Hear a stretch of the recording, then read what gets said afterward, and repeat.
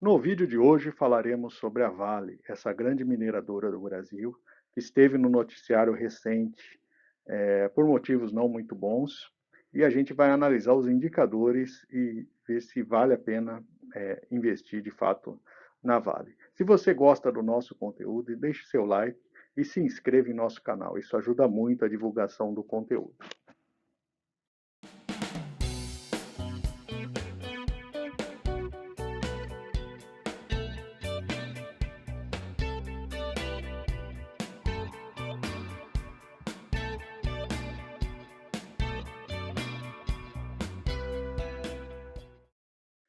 Falando um pouco da história da empresa, em 1942 foi criada a empresa por meio de decreto do então presidente Getúlio Vargas, arrendando a Companhia Itabira de Mineração e a Companhia Brasileira de Mineração e Siderurgia. Uma curiosidade, esse decreto previa a formação da empresa por 50 anos somente.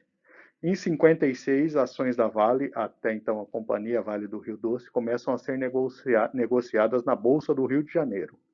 Em 1966 foi inaugurado o Porto de Tubarão, em Vitória, Espírito Santo. Em 97 a Vale é privatizada. Em 2000 a empresa começa a negociação das suas ações na Bolsa de Nova York. Em 2006 é inaugurada a maior mina de minério de ferro em Minas Gerais.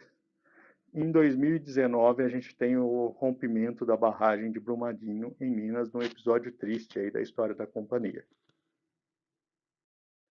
A empresa se divide em quatro grandes áreas: mineração, logística, siderurgia e energia. A venda de minério de ferro responde por cerca de 73% da receita da empresa, ou seja, ela está totalmente exposta ao preço dessa commodity. Metais básicos são responsáveis por 13% dessa receita, para se ter uma ideia da importância dessas áreas para a empresa. Dentro da área de minério de ferro, o preço aumentou 20% em relação ao ano passado. E o grande comprador da Vale é a China, responsável por 53% das vendas da Vale. A Europa vem em seguida, comprando aí em torno de 13% do total vendido pela empresa. Olhando agora os principais acionistas da empresa, a gente tem em destaque aqui a Previ, que é a Caixa de Previdência dos funcionários do Banco do Brasil, e a Bradespar, do Bradesco. São os mais relevantes no Brasil. E temos diversos grupos estrangeiros ali que completam o cenário aí dos principais acionistas. Começando a falar aí dos principais pontos da empresa, como não deixaria de ser, a gente tem aí a história recente da empresa, né? Em 2015, a gente teve o rompimento da barragem Mariana, causando uma tragédia na região. Essa barragem era da Samarco, que é uma empresa da qual a Vale tem 50% do seu capital. Já em 2019, menos de 4 anos depois, foi a vez da barragem da própria Vale apresentar esse rompimento, causando outra tragédia também na sua região. A reincidência mostrou que não houve nenhum aprendizado da primeira tragédia. Esperamos que isso não ocorra no futuro e a empresa tenha conseguido tomar as ações para evitar esse tipo de acidente. Para o investidor, é importante saber que existem diversas ações de reparação que estão sendo feitas pela empresa, inclusive processos na justiça, nossa justiça é muito lenta, como sempre, que estão gerando indenizações a serem pagas pela empresa. Uma curiosidade e opinião pessoal, a gente observa ali que a quantidade de indenizações assinadas, né, dá uma média de R$ 240 mil por pessoa atingida ali por essas tragédias, né? Para quem perdeu tudo e a família, realmente é um valor muito baixo. Com tudo isso, há um plano de alterações na barragem, reduzindo o nível de risco de 6 barragens. Ou seja, haviam outras também que demandavam investimento para evitar uma tragédia semelhante. Falando agora dos resultados financeiros, os dados do primeiro semestre foram bastante significativos. A gente observa aí um EBITDA recorde aí de 11 bilhões de dólares. Para o segundo semestre do ano, temos a previsão de aumento de produção de minério de ferro. Se o patamar de preços for mantido, é de se esperar um EBITDA ainda mais significativo no segundo semestre. Essa tendência de aumento de produção também segue para os próximos anos, com alguns sites atingindo plena capacidade. As receitas da empresa cresceram mais de 20% em relação ao trimestre anterior. Dessa forma, o lucro cresceu mais de 30%, mostrando que foi um resultado bastante significativo. Lembrando que esse resultado depende fortemente da exportação para a China. A turbulência recente na política chinesa em relação às empresas locais eventualmente poderia causar alguma oscilação de mercado, na qual vale a pena ficar de olho aí para quem está investido em Vale.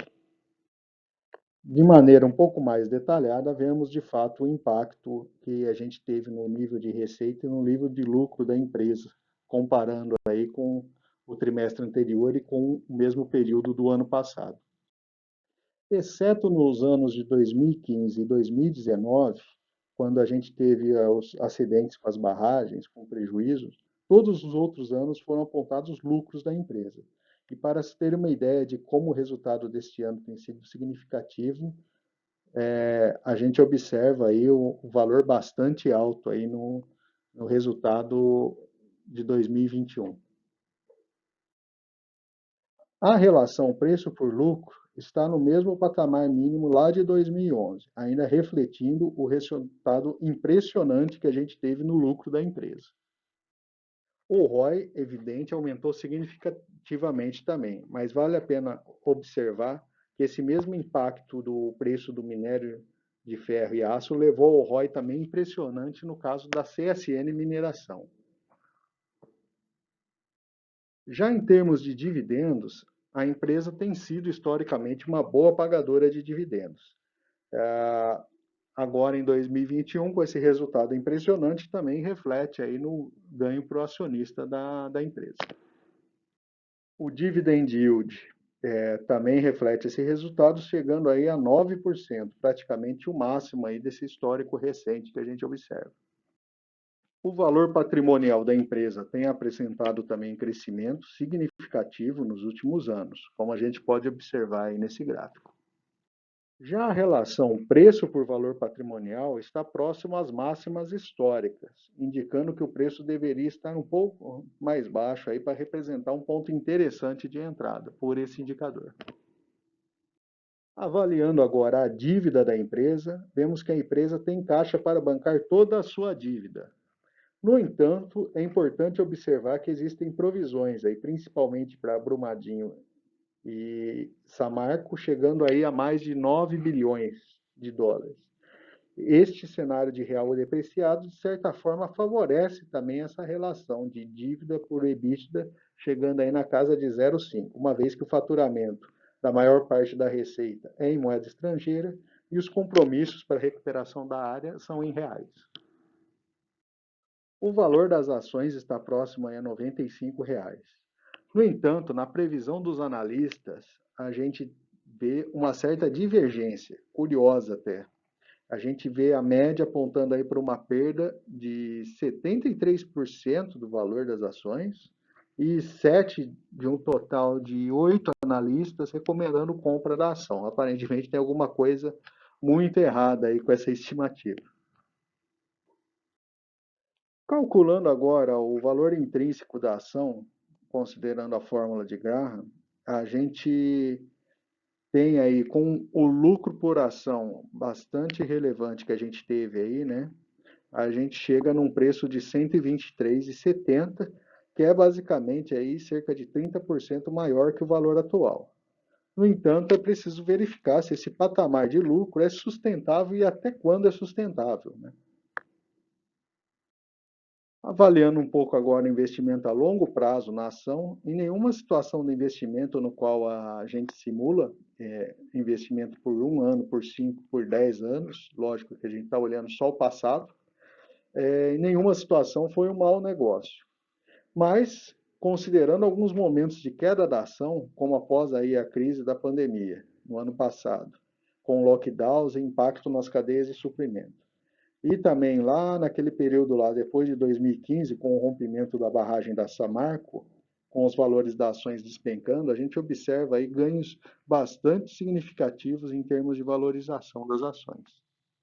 E por fim, vamos colocar aqui as características do lado positivo e do lado negativo para investimento na Vale. Do lado positivo, a gente tem previsão do aumento da produção de minério de ferro da empresa. A gente teve um lucro bastante significativo no primeiro semestre de 2021. O histórico de ganhos para quem investiu na empresa no longo prazo foi bastante importante.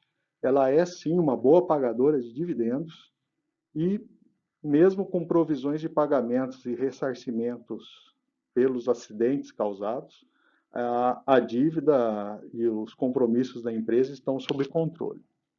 Do lado negativo, a gente tem aí que mais de 70% da receita vem do minério de ferro, né? Esse é um ponto de atenção, já que ela acompanha muito a oscilação desse commodity. Tem também o risco, né? O que aconteceria eventualmente se tivesse mais uma reincidência de acidente envolvendo barragens da Vale? Será que de fato eles estão conseguindo mitigar todos os riscos? Essa é uma pergunta que fica. Aparentemente, até agora, conseguiram controlar, mas fica a dúvida e o tempo irá responder para a gente aí se ela de fato conseguiu. E alguns indicadores de preço, como o preço por valor patrimonial, valor intrínseco e analistas, apontam para um preço alto da ação. Se você gostou do nosso conteúdo, considere se inscrever em nosso canal e deixe seu like. E comente abaixo que ação você gostaria de ver em um próximo vídeo.